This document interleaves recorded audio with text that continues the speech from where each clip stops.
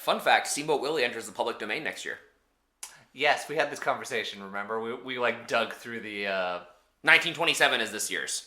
This is the first year in 20 years that new copyright stuff is entering the public domain. Because they pushed it back.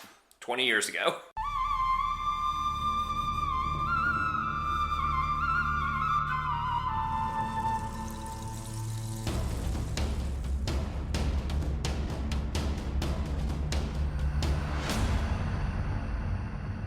Welcome to the Survivor Turning Back Time podcast, the only Survivor podcast that really just loads you up with these Tom quotes. So many Tom quotes just to make you feel things. It's going to get so much worse next episode, I feel.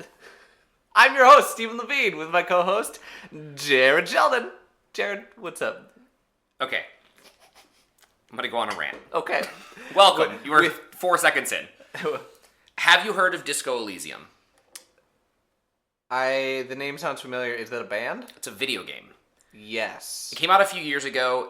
It's gotten updates and voice acting over the last year, maybe 2. I have always had it on my radar, but today was the day I was finally like, all right, I'm going to buy this game and I'm going to play it. It was $30 on Steam, maybe $35. Okay. It is the best video game I've ever played. Oh. I am only maybe 2 or 3 hours in. If you work with me and have found this podcast against my better wishes, please turn off this podcast right now. Giving you some time? All right, so I spent most of my afternoon while I was supposed to be working playing this, and it is fantastic. The whole game is basically D&D, except you are a drugged out cop, yes, ACAB, trying to solve a murder. But the beginning of the game is you wake up, and it's the amnesia thing. But, hey, you are a lifelong alcoholic, and you have drank so much that you have lost all of your memories. You do not know where you are. You do not know that you're a cop. You are very confused. And it's all isometric top-down. It has the 4 major stats you would think of. Strength, dexterity, wisdom, intellect, except they're framed differently. And then they have subcategories through those, which will be things like, under wisdom, which is your emotional intelligence in this game, inland empire, which is your, imagination and almost conspiracy brain, and then, electrochemistry, which is your ability to take drugs that give you stat boost, or, how much of an addict are you? So, if you see somebody drinking, do you just have to roll a check to not steal the drink from their hand and drink it? And within the first 2 hours, I'm trying to do a cop that's trying to get their shit together. But even in that, I've told somebody, good, that bird fucking deserved it. I have also had a heart attack by getting frustrated at a dumpster that I couldn't open because the pry bar wouldn't get the lid open. And just straight up died of a heart attack. Mm-hmm. It's so good. Okay. All of the stats talk to you they're all characters. And there are checks constantly running in the background that you don't see the ones that you fail. But if you have a high, perception, then you'll notice something in a conversation with somebody and you get another dialogue prompt. But if you didn't have a high enough perception, you don't even know that you failed the check. Nice. Okay, that sounds pretty great. It's awesome. It's all dialogue as so far. I don't think there's any combat in the game. So if that's not something for you, then maybe don't check it out. But the story is just, it's so good and it's so replayable. Okay. On the world of kind of the same, but not at all the same, I've been watching people play High on Life and just seeing clips. If you know Rick and Morty, it's the people who made Rick and Morty. They made a video game. The voices are just Rick and Morty. It's the exact same. And all the jokes are the exact same. It's just an episode of Rick and Morty. But some of the things that I've really enjoyed, and I haven't watched too much, probably less than an hour, they do a literal trolley problem. You stumble upon a trolley problem, and you're like, how did this happen? How did you get here? Yeah, we tied ourselves to the tracks. Don't worry about it. But now you need to save us. That's when you do the Tokyo Drift and just take them all out. Backslide. One more thing about Disco Elysium before we move on. The game, it doesn't look like it at first, but the game is immensely political. And I am falling in love with that. I mean, of course I am. Come on. But like they're like your stats or like your I guess what would be called your like achievements or your progression. Okay. It'll map out the number of times you were like communist or an anarchist or a fascist like in dialogue, and that changes the way people view you. Interesting. So good. I got to do some research on that one. I'm gonna make you play it. Okay. Speaking of things you can play, emails. You can send us an email at survivortbt@gmail.com. You can also send us different things like a tweet, a twat. No. Dude, not that one. Not that one. I mean, you can? Don't. I don't check the inbox. Make it Yeah. Steven's problem. Send us things on Twitter at SurvivorTBT or on Reddit u/SurvivorTBT. We have a lot of different things. We have emails. Email from Josh. Josh, thank you for emailing as always. Couple quick notes. I'd like to say that the person who messaged you that all seasons are free and on good quality on YouTube if you know where to look. Great. Says Josh. I'm surprised by that. I don't know where to look, but I now know where to look. YouTube is pretty heavily monitored for stuff like that, so I'm surprised, but hey, there we go. If you know where to look. Says, I think Australia and a bit Borneo too set the expectations too high for the number of returnees and information about the contestants out there. There is a lot about the first couple seasons, so yes, I get that. I expected that, especially because I expected more from Borneo because it's the grandfathering season. Yep. Australia was a surprise. I'm more surprised because there's that article that came out in 2020 that you've been referencing that catches up with all of them. I was surprised that some of them just didn't get back to the publication. If you're trying to keep your distance from that, then I get it. It says Africa is much more the baseline for future seasons, and information is still out there. You just have to dig harder, which I'm sure Jared would love. I will dig harder. I can't. Jared cannot. I will. And then Josh updated their list with season 43 and South Africa 9, Return of the Outcasts. Put 43 as a C. Okay. I haven't seen enough of it yet. That's fair. I think 43 is just very controversial. Why would you say something so controversial and yet so brave? I've seen who the winner of 43 is. I did have that spoiled for me. Boo. It's harder to not get spoilers in real time. Boo. It's easy to not get spoilers of who's the winner of season 3 versus who's the winner that came out like that week. That's wild. But I really like the person who won from the first couple episodes I've seen of 43. Okay. I kind of stopped watching just because we watch at minimum 2 episodes a week of the old seasons, and my life is very busy. Yeah. Oh, and one more from Josh. Also says 2 tribes will be better when people start gaming harder. Yeah, I can see that. I agree. This is not my favorite of the 3 seasons, but this is my favorite of the way the tribes have intermingled already. We got an email from Carl. Got a lot on this one, so probably be judicious with it, which is probably fine. Yes, I will. Steven, I gotta call a spade a spade. Speaking of breaking the law, emails is one of the most hideous non-segues I've ever heard in my life. I don't know what you're talking about, man. My segues are great, and definitely not flying from the seat of my pants. But speaking of breaking the law, a Yakuza reference is the last thing I expected in this podcast. I'm chock full of them, baby. That is true. Jared has been pushing Yakuza for a while. Years. So long. One of the best game series out there. I'm so sad it took so long to come to America and for me to discover it. Yeah. Couple highlights to the email. Brandon seems like a dick. He's so viciously shit-talking his quote-unquote friends. Lindsay, whom he said he was so close with at Tribal Council multiple times, I don't like him. I don't blame him shit-talking Lindsay because of the way that he felt betrayed.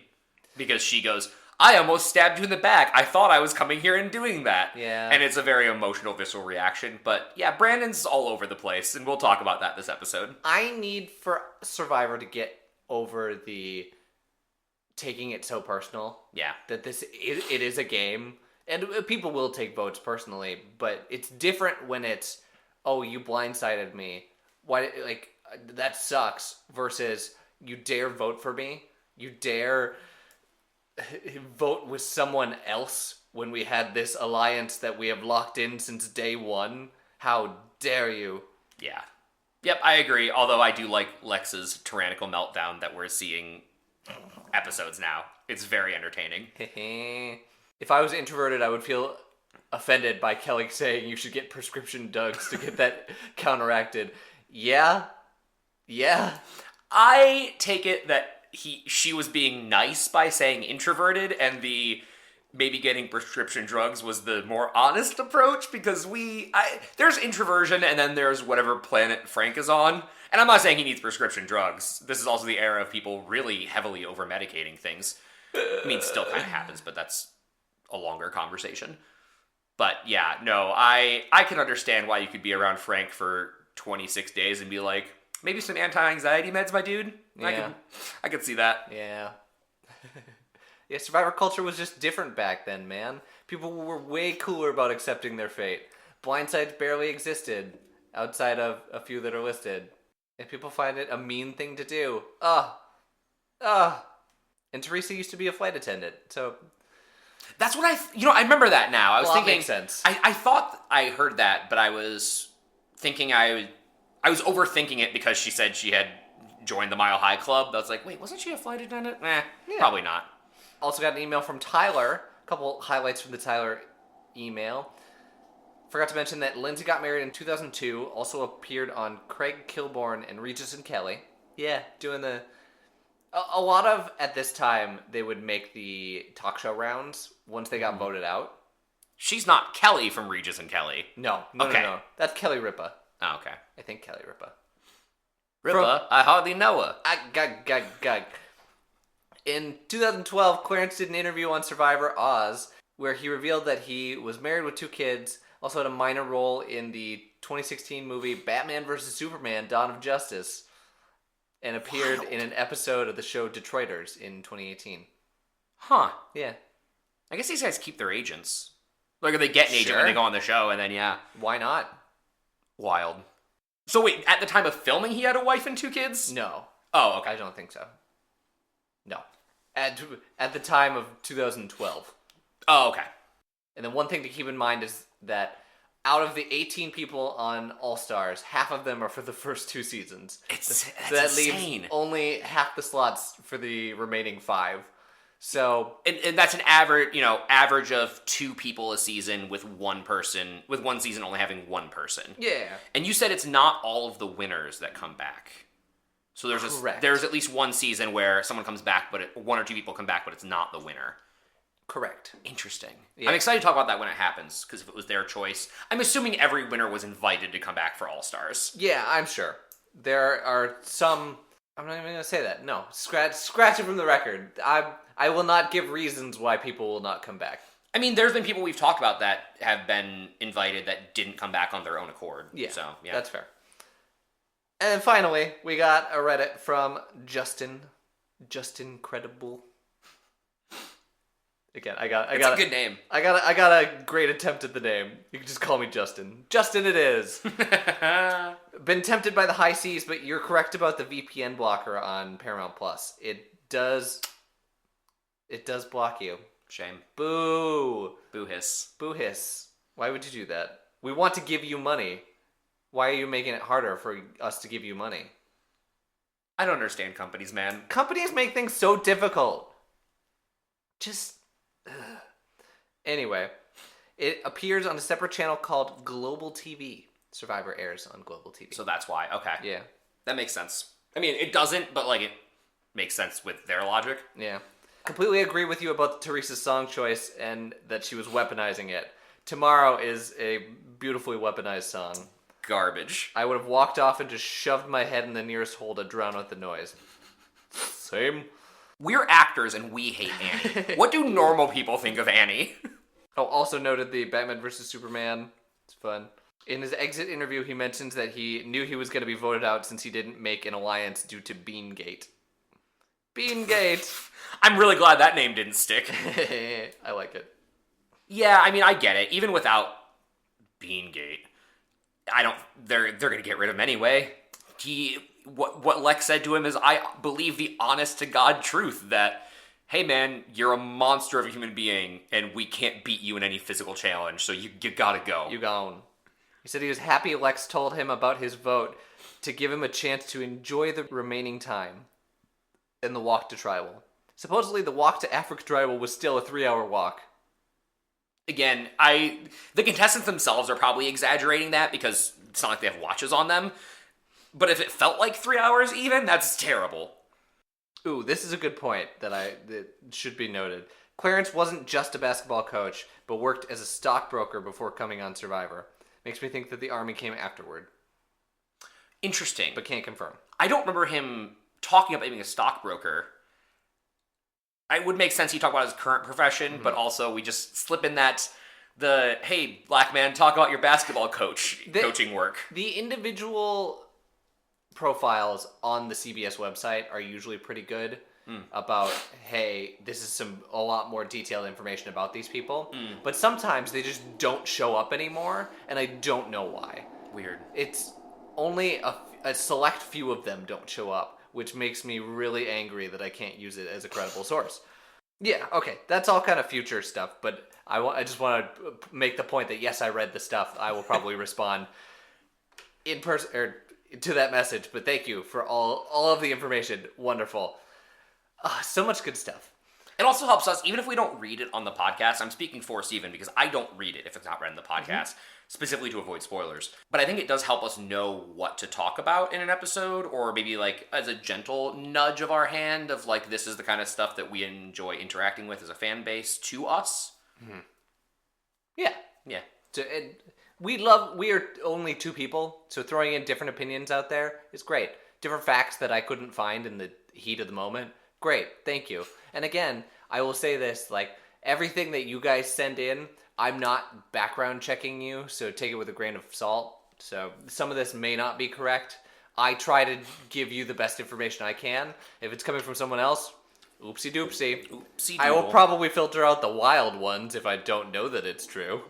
Unsubstantiated claims of, oh, this person fathered Bill Clinton's illegitimate child. I don't know. I will probably talk about that, Steven. I will probably filter that one out, because that doesn't sound true.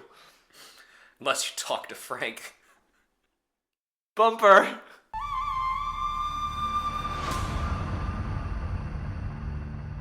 Alright, so this episode came out on December 13th of 2001. Just a couple things that happened in the week between last episode and this episode. The first of which is The Fellowship of the Ring comes out. Yes. Or premieres.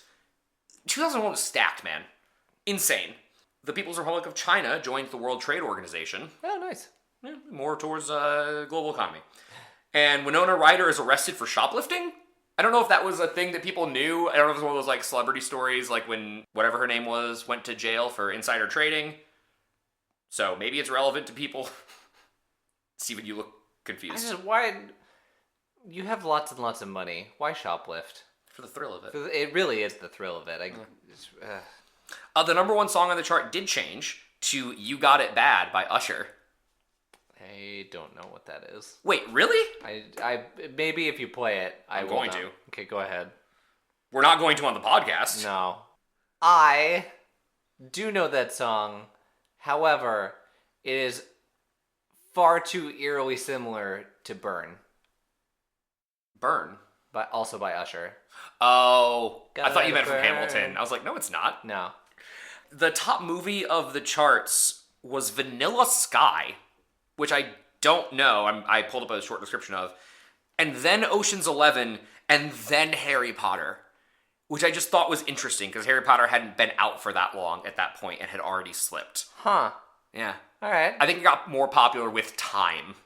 But Vanilla Sky is a Tom Cruise movie that on IMDb, the description is, a self-indulgent and vain publishing magnate finds his privileged life upended after a vehicular accident with a resentful lover. Oh, okay. It is a 6.9 on Rotten Tomatoes. Nice. This is the precursor to Doctor Strange. Tom Cruise, the original Doctor Strange. Yeah. It did note that it has a cult following, which usually means wasn't very good. Sometimes it means it was really good, but with something where it has a bunch of like really big stars and top the charts, and then it has a cult following, I'm usually like, that just means it's bad. I will forever go back and be like, the best cult movie, Scott Pilgrim vs. the World. Yes. Because it had so many great people far before their time. Yes. and just kicked it out of the park. It will forever be my favorite movie, even though it's problematic. Oh, it's yeah. Well, not even just problematic like politically, but also just doesn't hold up script-wise all that well. Nothing from early 2000s. I mean, that's pretty late 2000s. That's 2009, 2010. Was it? Somewhere around there. Yeah, anyway. Still, nothing holds up. All of your childhood dreams are dead. Oh yeah, nostalgia is a hell of a drug. Yeah. Speaking of nostalgia, the episode. Episode 10, Dinner, Movie, and a Betrayal. It's such a stupid title. It is such a stupid title. It also does not use the Oxford comma. Okay, I remember being taught in schools that the Oxford comma was optional, and now it's not.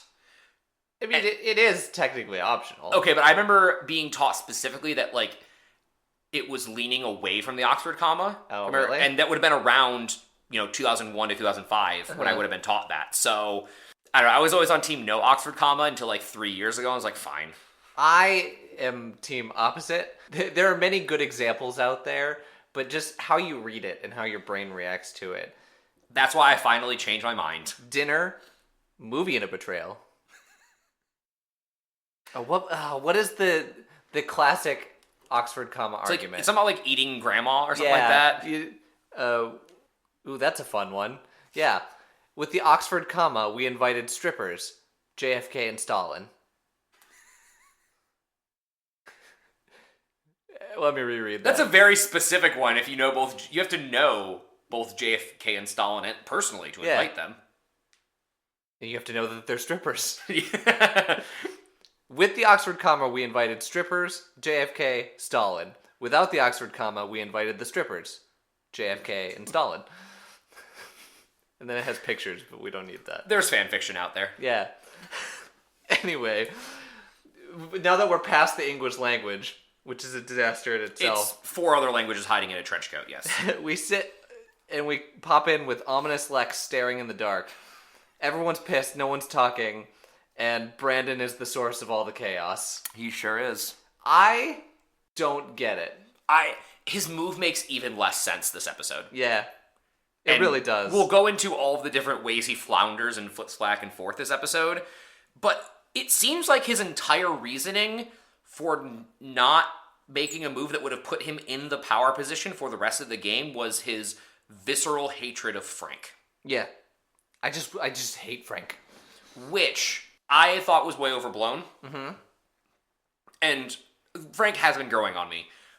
But I did start to see why Brandon doesn't like Frank. Mm-hmm. We have a lot of homophobia just under the surface with Frank. Oh god, so much. Constantly, like, we'll get to it, but in the movie section, like, it's all over the place.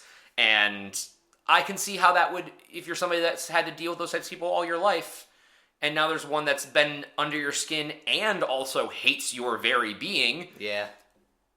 It's an emotional decision. It's not a good game decision, but I get it a little bit more. Because Brandon is, above all else, an emotional player. Yes, correct. Absolutely.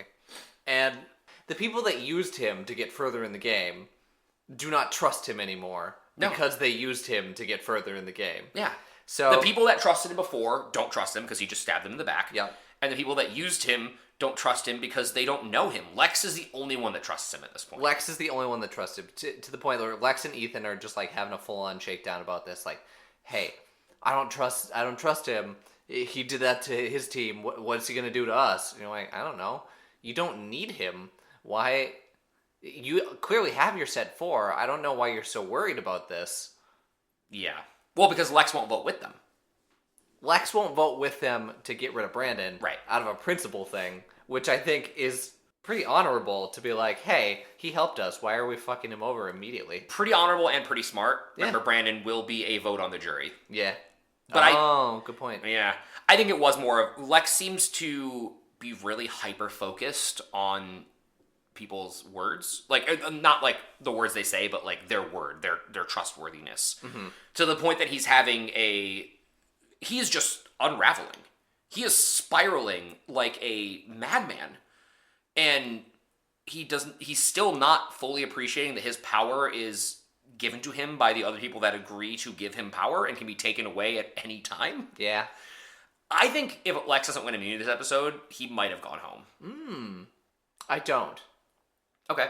But I feel like it was either Brandon or Frank in that scenario. The two people that are not well liked at this point, and pretty much everyone can get on board with getting rid of them. I think Young Kim would have tried to make a move to get rid of Lex if he didn't have immunity. True. I think that's a good call. Yeah.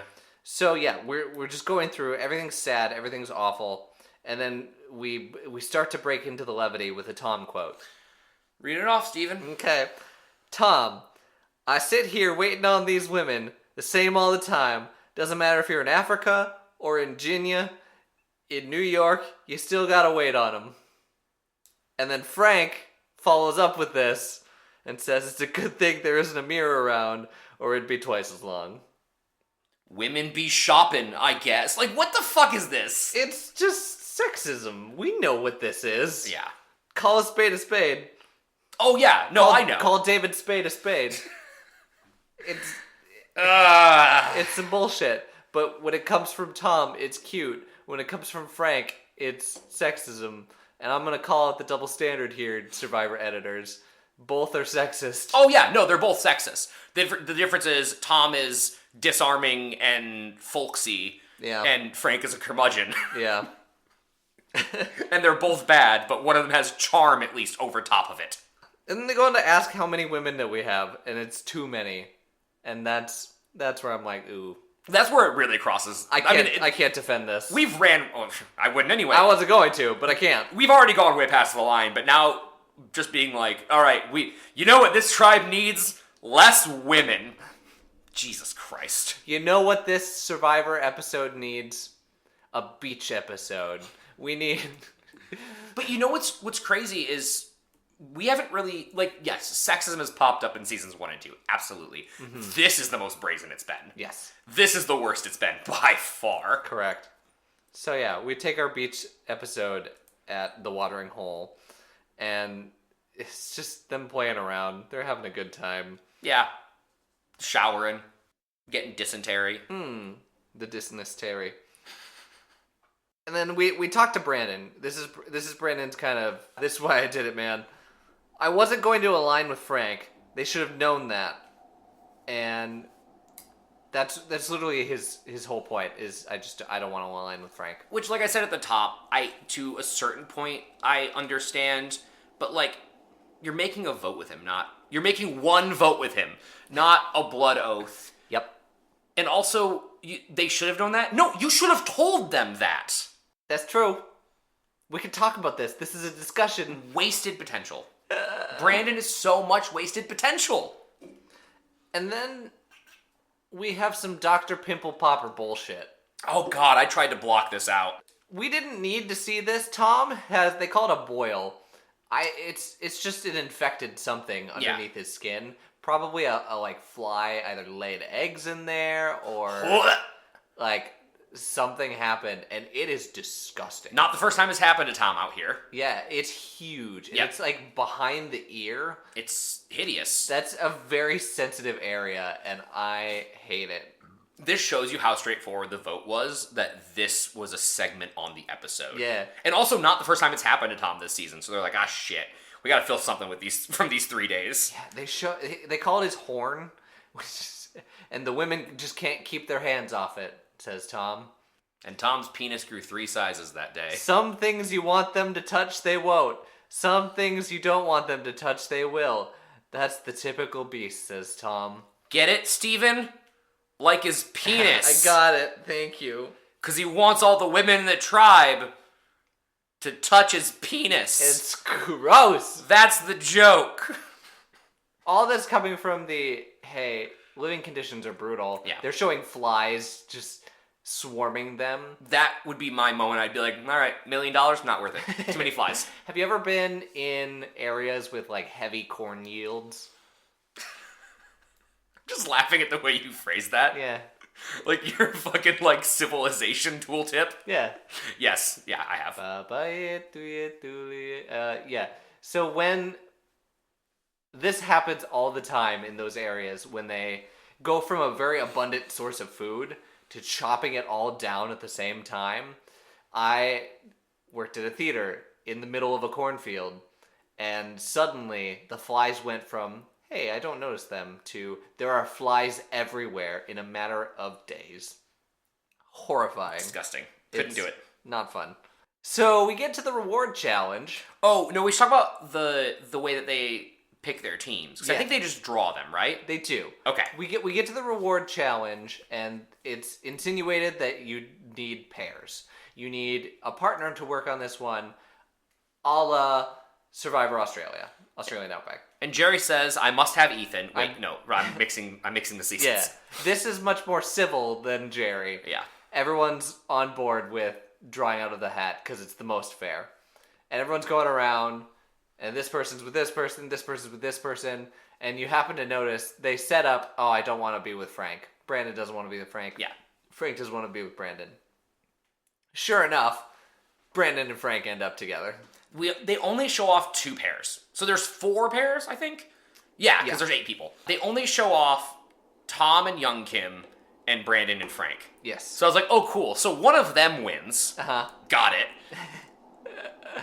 And yeah, it's a lot of just, look how much fun Tom and Young Kim are having. It was cute. They do cartwheels. They call themselves the Big and Little.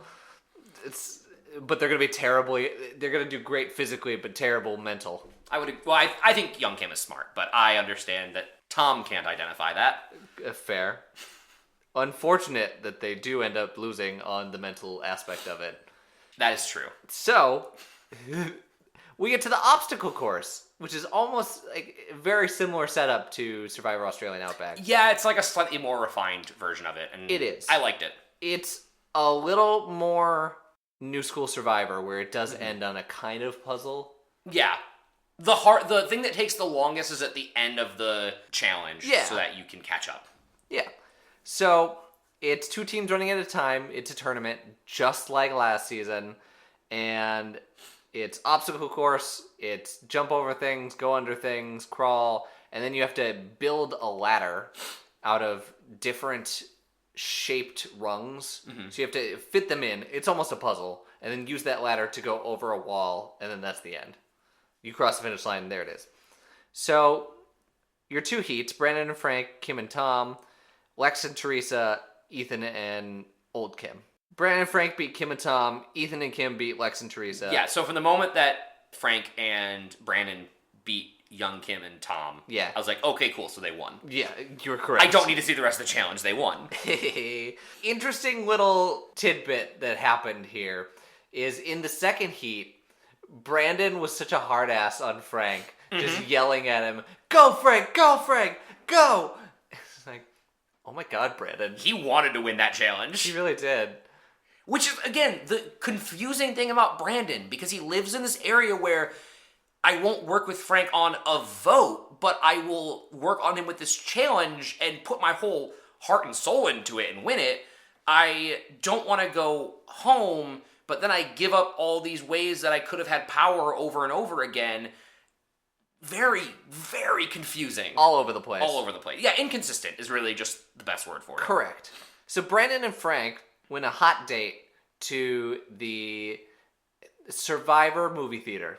They get to go out into, I don't know, somewhere, where they set up a theater with a 35mm projector, which was really cool, by the way. It was really cool. And they get hot dogs, candy, and they get to watch the movie Out of Africa, which I don't know anything about, but I'm sure it's like white savory bullshit. I don't know. I know it's a classic, and I don't know if it's a classic that's actually a good classic or a bad classic. Fair.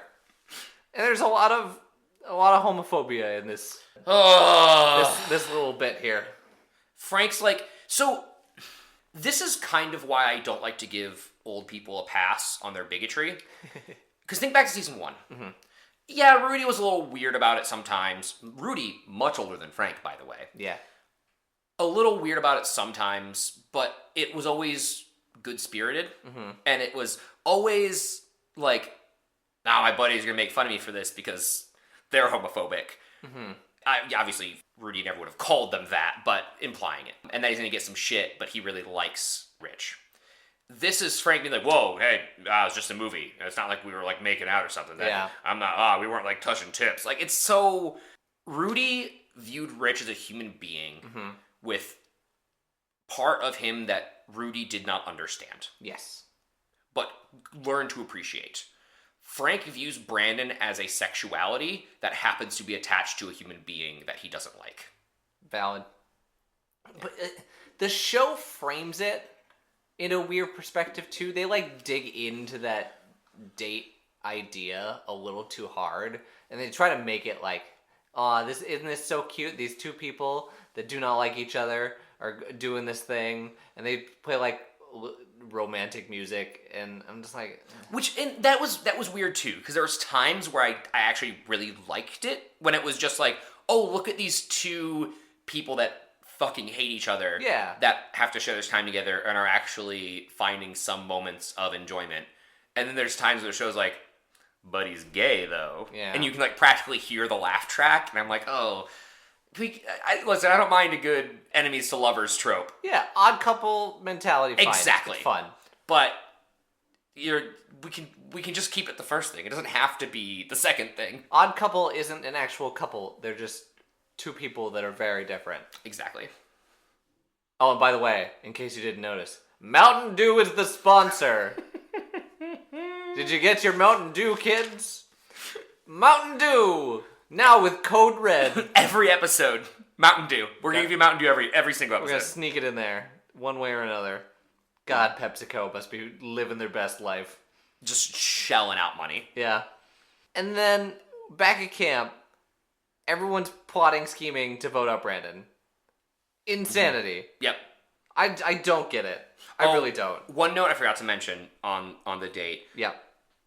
Frank is using every dog whistle in the book to refer to gay people. Like at one point he talks about like, oh, I'm just old fashioned. I just don't get it. I'm just old fashioned. Sure. That's a big old red flag. Not that they needed any more, but like, dude, come on. Anyway, sorry. Please continue. No, it's okay. Back at camp, this is the hey, will they, won't they section of the episode. Everyone wants Brandon out. Frank and Tom are bonding because of no political correctness. They're two kindred souls, says Frank. They're to punch down and make everyone that doesn't look like them feel inferior. Yeah. And then another Tom. They just liked it in the old days when women stayed in the kitchen and, the blacks stayed in a different school. Isn't it crazy that, is it Ruby Bridges? Is that her name? The first, the person who first integrated schools in the South? I think so, yeah. Is only like 60 or 70. So civil rights era footage is intentionally shown in black and white despite it being shot in color, so it feels like it's further in the past than it is. That is a conscious choice. Or like photographs and all of that. Like they're easy to colorize, and instead they leave them in black and white so that it feels like history instead of what your grandparents were doing. Or at this point in 2001, like Tom was probably what? He's probably what, 40s, 50s? Probably 50s. Let's say Tom's 55. That would mean that Tom was born in what, 1946? Tom is 45. 45. Okay, so he was born in 1956. That means Tom was like 10 years old during the civil rights era. So when he's longing for the days of his childhood, like I'm looking way farther into this than it's meant to be. But I feel like that's something that always gets lost in these types of like, well, that's grandma. She's just always been like that. And it's like, yeah, like watching the dogs get sicked on those people and then laughing about it. Like which side of the segregation protests was grandma on? Yeah, I was there. I was part of history. Yeah, but which side? Son of a bitch. Oh. And then one last Tom quote. People are changing their minds like they're changing their underwear. That's a good quote. Is it? I just think it means it's a good old little euphemism. Okay, fine. There's not a whole lot else here. Brandon talks to Kim. Vote me out instead of saying anything about me because I can't take it.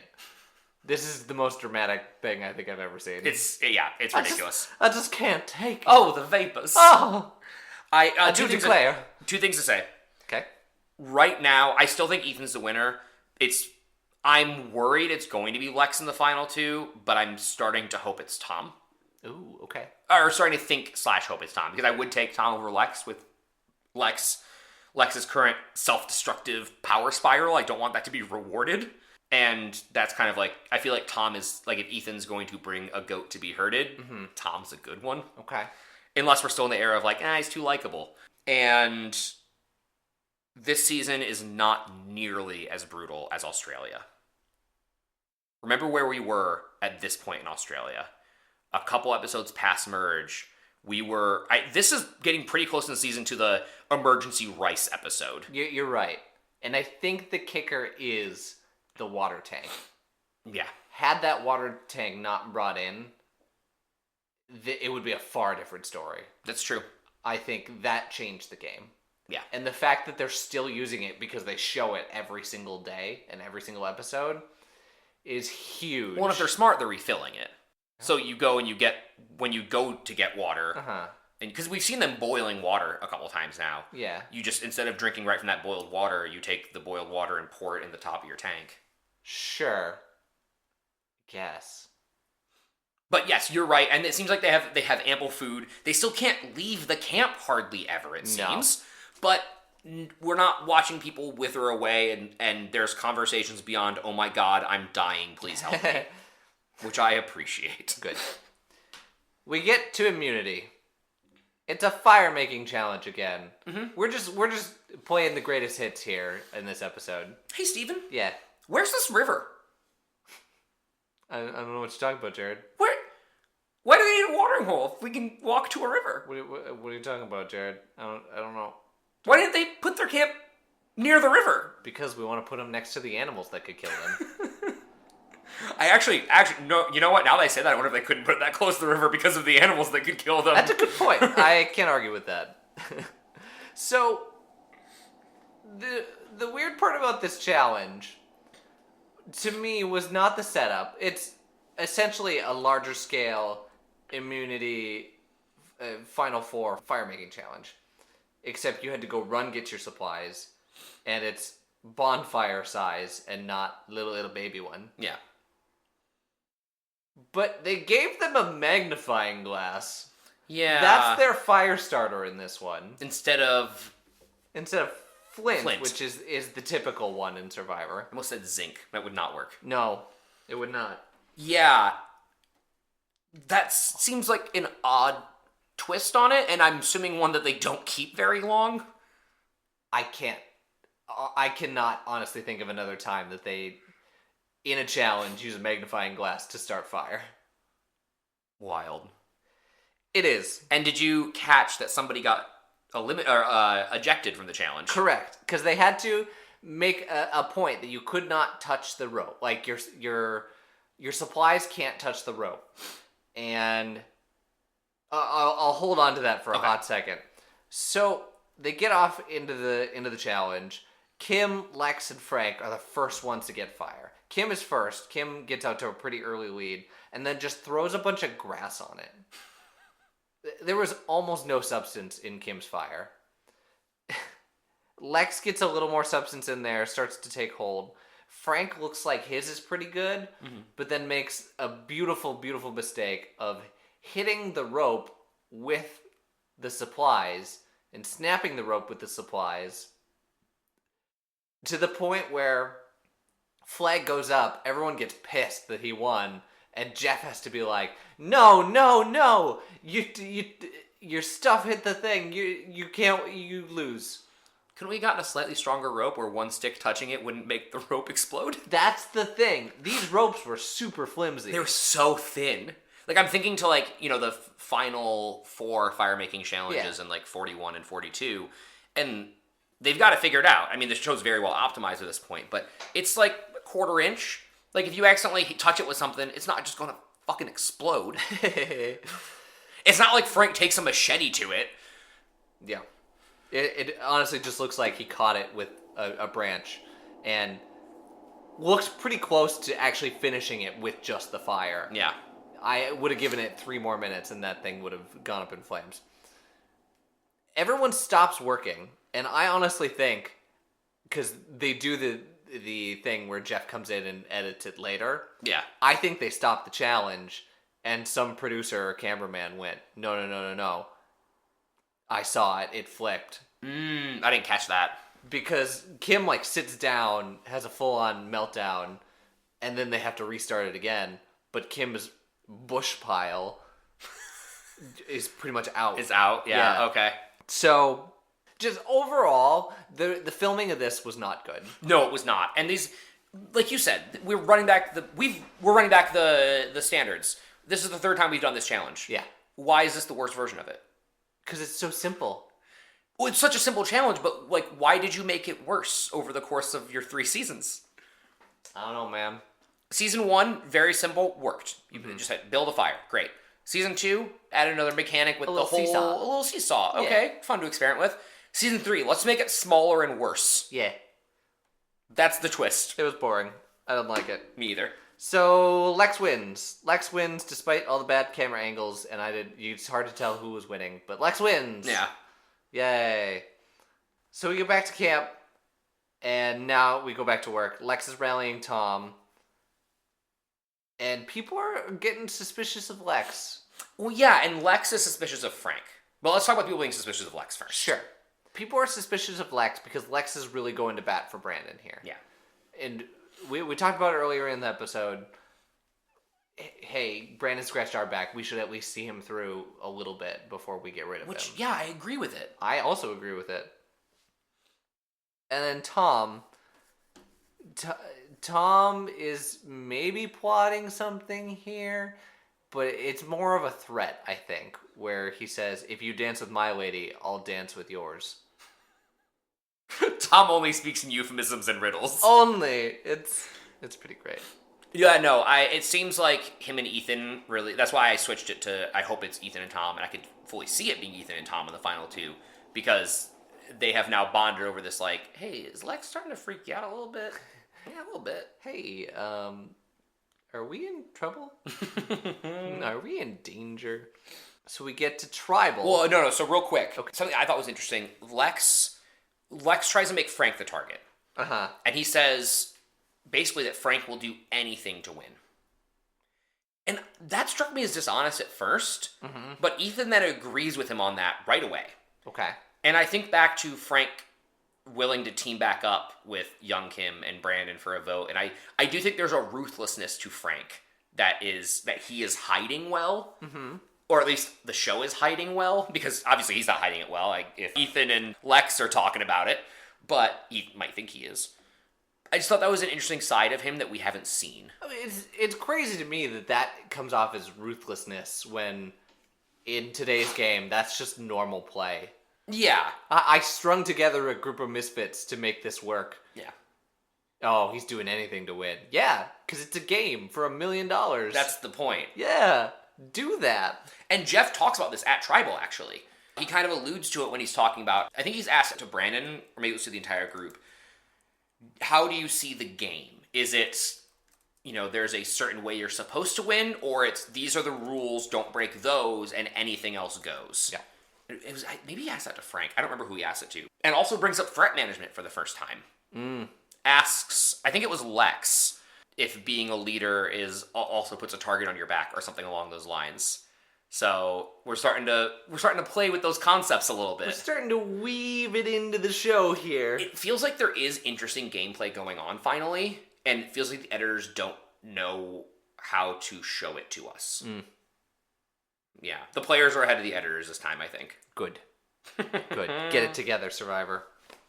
So now we're at Tribal. This was a weirdly thought-provoking Tribal. Yep. I mean, we spent a lot of time on it, so it was probably just, hey, we got to see more questions. We got to see people really stop and think about this. Mostly because there wasn't a whole lot of content in the episode. But Ethan had to be put on trial for what's the top quality that makes a good winner. Yeah. Confidence, and not just like confidence to do good things, but like confidence that in other people, confidence in you're going to win a challenge, confidence in yada, yada, yada, blah, blah, blah. Honestly, okay answer. Yeah, it was fine. It was kind of a nothing answer. Yeah. Brandon getting put on the spot for... what would you do to win this game? Oh, yeah, that's what I was talking about. Okay, Yeah. Yep. I wouldn't do anything immoral. It's just a game. And Tom, I forget what the context of this, but whatever is going to happen will happen. I think just being asked about the vote. Yeah. Really, the key for this tribal is trust. Yep. And who do you trust? Who do you not trust? And really, everyone pretty much out and does it. Nobody trusts Brandon. Nobody trusts Brandon. How can you?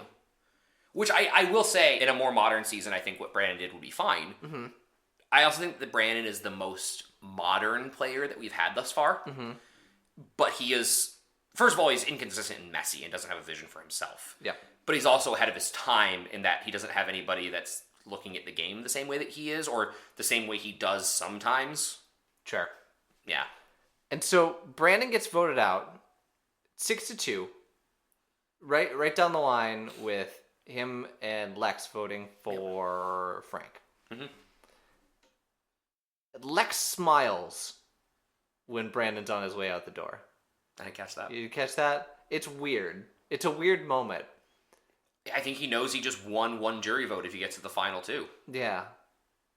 I'm also just sitting in the hypocrisy of Teresa gave Clarence her word that she wouldn't vote for Clarence and voted for Lex. He doesn't know that, though. I know, but it's not lost on me. Oh, yeah. I just wanted to point that out. I think Teresa's very smart in not telling him, and I think if she had told him, been like, hey, I put a vote on you because I made a deal with Clarence, I think there's a more than 50% chance Lex would back off. Because he'd be like, oh, okay, like, cool. Like, I get it. It's not 100% chance, and so why would she ever say anything? Why would you put yourself in the line of fire? It doesn't make any sense. Never stop your opponent when they're making a mistake. Yeah. But there is a hypocrisy there, one that Lex doesn't know he's making, but there is a hypocrisy. And I'm going to give him credit in that, yes, he does not know he's making the hypocrisy, but I want it to be known that I caught that. So Brandon's gone. Brandon does not come back. Yeah, that's not shocking. No. I think Brandon, in a modern season, would do a lot better than he did this season. I think with blueprints of people making moves before him, more blueprints and more people's games to model his after, and less emotions, and not this stupid fucking tiebreaker. I think Brandon, if he could work out the inconsistency, could end up in a top 4 kind of player. I think he could go either way. I think he could be a really good player, or he could be one of the messy moves, getting out pretty early post-merge because of messy moves. Yeah. I can see that too. Yeah, he's definitely mistake prone, and he doesn't have the shield in a team environment of being good at challenges. Like, he's okay. Yeah. He's pretty agile. He did really good in that obstacle course challenge, but he's not someone you have to keep on your tribe for team challenges. So you're right. He could go off and look for an immunity idol and lie about it or something and get caught and be completely screwed. Hell yeah. We have our EW quarantine questionnaire that got filled up by Brandon, which is great. Some highlights of this one. Extremely proud that CBS chose to have a really flamboyant out gay character on the #1 show in the country. Yeah. So honestly super cool that he's proud that, like, hey, I was just me and they were willing to put that out on TV in a time where it wasn't, like, people weren't making those choices. Yeah. Like, Rich was gay, and Rich is gay, if Rich is still alive. I assume he is. Rich is still alive. Okay. But Rich was not nearly as flamboyant as Brandon was. And if you told me that production did not know that Rich was gay when he signed up for the show, I would believe you. Sure.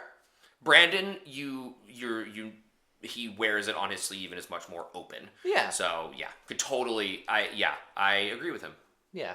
And he knows that due to his immaturity playing out on national television, like, he was in his 20s, and he regretted appearing on the series for most of his 20s. He wasn't a beloved character, and people weren't always too nice. And that makes sense. I guarantee that is true. Yeah. People, not nice. Crazy. But now, in his 40s, looks back and revealed that his boldest move, one that ultimately led to his ouster, actually came together before the game even started. I want to know what that means. What? Oh, there it is. Okay. So, apparently, they, as a group, had a layover in Amsterdam on their way to Africa. And they would watch everyone really closely. But Lex and Brandon made eye contact. And he knew that Brandon was scared to death. He'd never really done anything. And we just had an unspoken bond from there on. The vote that happened later, where I saved him instead of Kelly, was decided before I ever got off the plane in Africa. Whoa. That's nuts. So they kind of had a cool little bond, even though they never were on the same team. That's just another testament to Brandon kind of being all over the place, because he says on the show, like, obviously he's not going to say that on the show, but says, it's because I hated Frank, and then it's because he thought I could help him, and then it's because, you know, he made this connection with Lex, and that's obviously 20 years later, and probably the true story, but it's so weird. And then stopped watching after Survivor Racist Island, Survivor Cook Island. This is a direct quote from the article. Oh, we're talking about Survivor Race War? I do know the premise of that season. And then watched Heroes vs. Villains and stopped watching again. Yeah. Started watching during quarantine, fell in love with a few characters. Says Heroes vs. Villains is the best I've seen.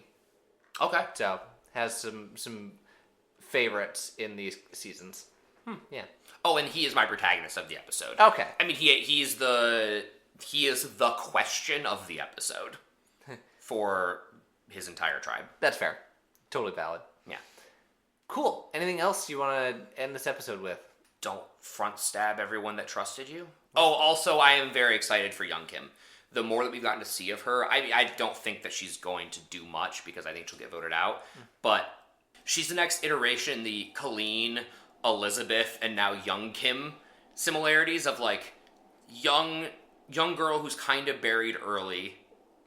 Colleen wasn't as much because of the Greg romance, but that's a little buried early, and then kind of rises up and starts trying to make plays but falls short. Yeah. So maybe one of her plays will work. Maybe. I think Frank's going home next week. Next week's going to be a problem.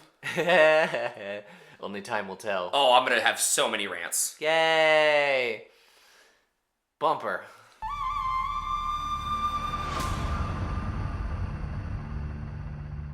Well, that'll do it for this episode of the Survivor Turning Back Time podcast. Hey you out there. Thanks for listening. I wanted to appreciate you. We like hanging out with you, we like doing this, and we're going to keep doing this, despite all of the crazy that's going on right now. Yeah. We're waiting for a blizzard to happen, so we'll see. Share us with your friends. Share us with your enemies. We haven't plugged ourselves in a while. It's true. So just remember that, you know, we don't have ads anywhere. We're just doing this as a fun project. Yeah. And we like the community that we're growing and want to continue to grow. So if you can pitch us to people that you know that like Survivor, that'd be cool. I found out that a lot of people are hidden Survivor fans. People I don't expect will just pop out the woodwork and like post something about Survivor, and I'm like, wait a minute. Good. Yeah. Yeah. We're out there. There are dozens of us. Dozens! I think it's still a pretty popular show. Anything you want to plug? Plug us. Ooh. That's it. Ask nicely first, though. Hey. At least buy me dinner first. We're going to plug I don't know, we went to, last night, Jared and I, we went to a bunch of holiday-themed bars in Wrigleyville in Chicago. There was... I'm going to plug staying away from Wrigleyville. That's fair. There were a couple fun ones. It's true. It's fun to go to like once or twice a year. They literally just slap a Band-Aid on a regular bar and call it holiday bar, so... Some of them were more made up than others. Yeah. Some of them were like, oh, this is very elaborate. This is all themed after a movie. The Elf Bar was okay. It was okay. It wasn't great.